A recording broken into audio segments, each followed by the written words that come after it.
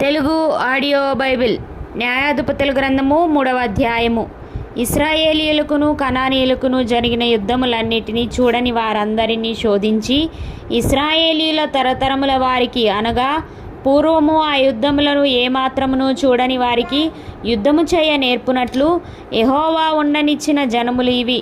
ఫిలిష్తీయుల 5 సర్దారుల జనులను, కనానీయులందరూ, సీదోనీయులను, బయల్హెర్మోను మొదలుకొని హమాతునకు పోవు మార్గము వరకు లెబానోను కొండలో నివసించు హివ్వీయులను, యెహోవా మోషే ద్వారా తమ తండ్రులకిచ్చిన ఆజ్ఞలను వారు అనుసరింతురో లేదో తెలుసుకున్నట్లు ఇశ్రాయేలీయులను పరిశోధించుటకై ఆ జనములను ఉండనిచ్చెను. కాబట్టి ఇశ్రాయేలీయులు, కనానీయులు, హిత్తీయులు, అమోరీయులు, పెరిజ్జీలు, హివ్వీయులు, యెబూసీయులను జనుల మధ్య నివసించుచు వారి కుమార్తెలను పెండ్లి చేసుకొనుచు వారి కుమారులకు తమ కుమార్తెలనిచ్చుచు వారి దేవతలను పూజించుచు వచ్చిరి. అట్లు ఇశ్రాయేలీయులు యెహోవా సన్నిధిని దోషులై తమ దేవుడైన యెహోవాను మరచి బయలుదేవతలను, దేవతా స్తంభములను పూజించిరి.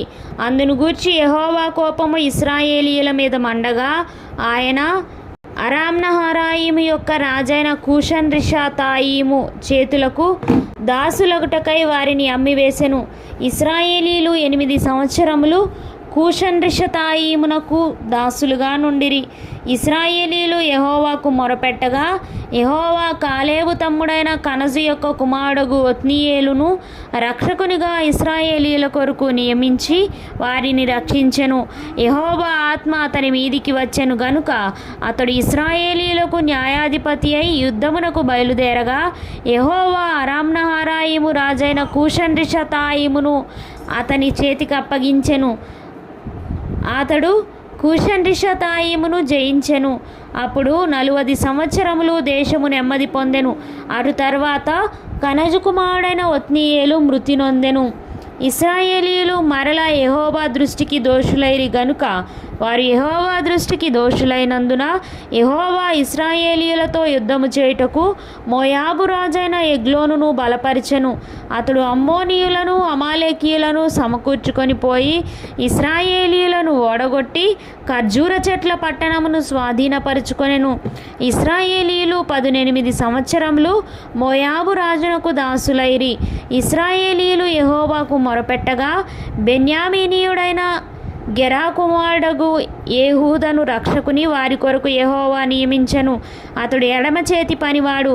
అతని చేతను ఇశ్రాయేలీలు మోయాబు రాజైన ఎగ్లోనుకు కప్పము పంపగా ఏహూదు మూరెడు పొడవు గల 2 అంచుల కత్తిని చేయించుకొని తన వస్త్రములో తన కుడి తొడ మీద దానిని కట్టుకొని ఆ కప్పము మోయాబు రాజైన ఎగ్లోనుకు తెచ్చెను. ఆ ఎగ్లోను బహుస్థూలకాయుడు. ఏహూదు ఆ కప్పము తెచ్చి ఇచ్చిన తరువాత కప్పము మోసిన జనులను వెళ్ళనంపి గిల్గాలు దగ్గరనున్న మెసీలీము నొద్ద నుండి తిరిగి వచ్చి, రాజా, రహస్యమైన మాట ఒకటి నేను నీతో చెప్పవలననగా అతడు తన యొద్ద నిలిచిన వారందరూ వెలుపలికి పోవు వరకు ఊరకొమ్మని చెప్పెను. ఏహూదు అతని దగ్గరకు వచ్చినప్పుడు అతడు ఒక్కడే చల్లని మేడగదిలో కూర్చుండి ఉండెను. ఏహూదు, నీతో నేను చెప్పవలసిన దేవుని మాట ఒకటి ఉన్నదని చెప్పగా అతడు తన పీఠము మీద నుండి లేచెను. అప్పుడు ఏహూదు తన ఎడమ చేతిని చాపి తన కుడి తొడ మీద నుండి ఆ కత్తి తీసి కడుపు మీద అతని పొడిచెను. పడియును కత్తి వెంబడి దూరగా క్రొవ్వు కత్తిపైని కప్పుకొన్నందున అతని కడుపు నుండి కత్తిని తీయలేకపోయాను. అది వెనక నుండి బయటికి వచ్చి ఉండెను. అప్పుడు ఏహూదు పంచపాలిలోనికి బయలువెళ్ళి తన వెనుకను ఆ మేడగది తలుపు వేసి గడియ పెట్టెను. అతడు బయలువెళ్ళిన తరువాత ఆ రాజు దాసులు లోపలికి వచ్చి చూడగా ఆ మేడగది తలుపులు గడియలు వేసి ఉండెను గనుక వారు అతడు చల్లని గదిలో శంఖాని వర్తికి పోయి ఉన్నాడనుకొని తాము సిగ్గువింతలు పడు వరకు కనిపెట్టినను అతడు ఆ గది తలుపులను తీయకపోగా వారు తాళపు చెవిని తెచ్చి తలుపులు తీసి చూచినప్పుడు వారి యజమానుడు చనిపోయి నేలను పడి ఉండెను. వారు తడవు చేయుచుండగా ఏహూదు తప్పించుకొని మెసీలీమును దాటి సెయీరాకు పారిపోయెను. అతడు వచ్చి ఎఫ్రాయిమీల కొండలో బూరను ఊదగా ఇశ్రాయేలీలు మన్యప్రదేశం నుండి దిగి అతని యొద్దకు వచ్చిరి. అతడు వారికి ముందుగా సాగి వారితో, నా వెంబడి త్వరగా రండి, మీ శత్రువులైన మోయాబీయులను యెహోవా మీ చేతికి అప్పగించున్నాడనెను. కాబట్టి వారు అతని వెంబడిని దిగివచ్చి మోయాబు నెదుటి యొర్దాను రేవులను పట్టుకొని ఎవరిని దాటనీయలేదు. ఆ కాలమున వారు మోయాబీయులలో బలముగల శూరులైన పరాక్రమశాలులను 10,000 మందిని చంపిరి, ఒకడును తప్పించుకొనలేదు. ఆ దినమున మోయాబీయులు ఇశ్రాయేలీయుల చేతి క్రింద అనపబడగా దేశము 80 సంవత్సరములు నిమ్మలముగా ఉండెను.